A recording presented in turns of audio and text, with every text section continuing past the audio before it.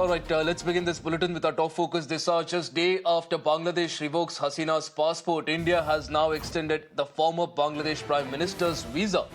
This is a move amid growing calls for extradition. Hasina has been in India since August 5 and Indian government continues to support her stay here. And just a day after Bangladesh revoked Hasina's passport, in fact, the Indian government has now extended the former Bangladesh Prime Minister's visa. So clearly India in no mood now to extradite the former Prime Minister of Bangladesh, who's of course been seen as a friend of India, also has very good relations with Prime Minister Modi. And above all that, India is said to have been concerned about the legal uncertainties in Bangladesh, the volatile political situation.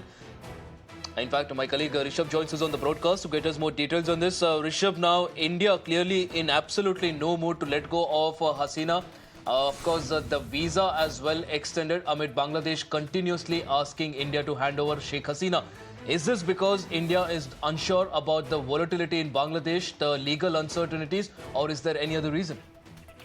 There are many things to it. We need to understand that she came to India on a regular visa that she already had, and she came on a very short notice. This is what the External Affairs Minister informed the Parliament last session while speaking about Sheikh Hasina's stay in India. Having said that, there are extradition calls coming in from Dhaka, but one need to understand that the extradition treaty also talks about the convicted